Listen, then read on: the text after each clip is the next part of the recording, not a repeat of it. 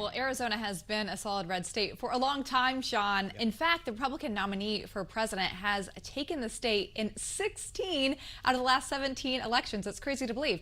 Donald Trump won the state and its 11 electoral votes with a plurality, but not the majority in 2016, beating Hillary Clinton by 3.6 percentage points.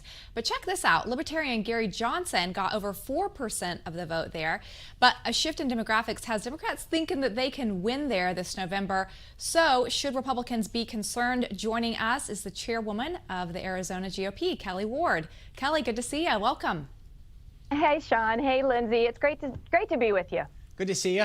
Kelli, latest polls right now have Joe Biden up anywhere from 2 right now. The latest Gravis poll has him up 50 to 48. I saw one today that has him a little bit further up.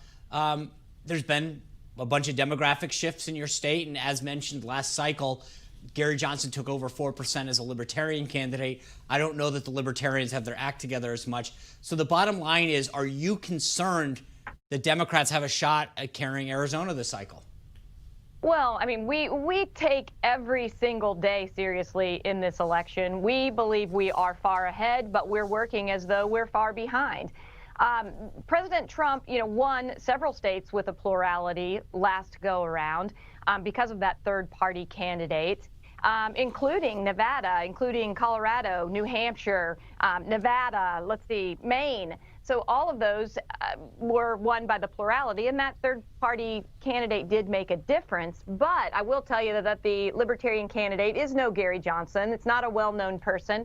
And really, people are flocking to President Trump and to Republicans. Arizona is a red state, and any other narrative that the Democrats try to put out there is manufactured either by the media or by the leftists themselves. So, of course, we are taking this election seriously, and I feel very confident we're going to deliver those 11 electoral votes right to President Trump. All right. Well, Kelli, I got to ask you about the LDS vote. But first, I got to put a shameless plug in for our show. We're doing a whole series next week on the religious vote, so we hope that you tune in for that. It's going to be very exciting. But I know that the LDS make up about 6% of the voting population there in Arizona, but they haven't been loving Trump so much. I want to show you two headlines, recent headlines. One from AP, Mormons cool to Trump are finding new influence in Arizona. And then one from Politico, Mormons reject Trump as blasphemous. Now he likely can't win without them. Is this going to be a concern come November? Well, I'll tell you this. Republicans love the LDS community, and the LDS community love Republicans and President Trump. The Evan McMullin, Mitt Romney, Jeff Flake cabal that didn't support President Trump in 2016 still exists. However, unfortunately, I guess for them, many of those LDS voters have flocked over to President Trump and to Republicans because Republican values and Republican policies are what is shared in common between the political side and that faithful community. The love of life, the love of school choice, the love of small government and fewer regulations, following our Constitution, making sure that we are supporting the nuclear family. Those are all things that Republicans stand for. I can tell you that the people who don't stand for that are the Democrats and Joe Biden. They're rabid abortionists. They want abortion right up to the moment of delivery. And they're fighting against our ability to protect ourselves and our family by fighting against the Second Amendment. And so I think that's just a fallacy created by the media and by some of those never Trumpers, like the people that are in the Lincoln Project, that want to create something that really doesn't exist. Kelli, I can quick. tell you. Go ahead. I'm Sure. sorry. No, I was just going to say. Well, I was just going to say Vice President Pence and President Trump have created an LDS for Trump coalition, and Vice President Pence has already been in Arizona celebrating with them.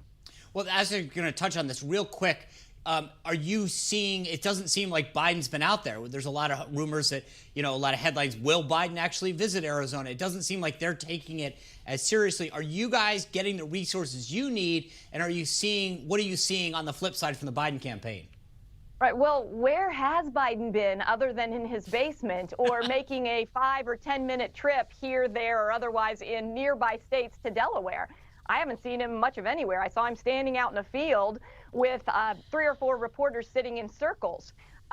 It's really, really asinine to think that that man is running for president. However, Kamala Harris might be telling something different because she called it the Harris administration. So perhaps Kamala is the one who thinks she's going to be the president. Right. Neither of them has been here on the ground in Arizona. Kamala did zoom in for a 6-minute segment with Latino business owners on Monday or on Sunday ahead of President Trump's actual visit for hours with actual Latino business owners here in the state in person on the ground. Kelli, I don't mean to jam you, but I'm out of time. Okay. I got to ask one quick question, though. Last time, Martha McSally, when she was running for the Senate, won on election night, but lost after mail-in ballots were counted. How concerned are you guys about mail-in ballots, and what are you doing? And I'm sorry to jam you, but I only got about 30 seconds. No, it's okay. In Arizona, it is safe to use the absentee ballot system. We've got 20 years under our belt to make sure that we count those appropriately and efficiently. And we make sure that every person who is qualified to cast a vote is able to have that vote counted one time. We're going to do it whether it's via mail, via absentee, or in person. We're winning come 2020, November 3rd. Arizona's 11 electoral votes go to President Trump. We re-elect Senator McSally and Republicans all the way down the ballot. Well, there we go. All right, chalk up the 11 votes. McSally in the win column. Kelli, you got your work cut out for you, but you've got that positive spirit, so we'll see how you do on election night. Good luck. Stay safe. I hope to check back in with you in these final 40-something days. All right, actor Jim Caviezel is starring in a new movie that is being released tomorrow, and we're talking to him next.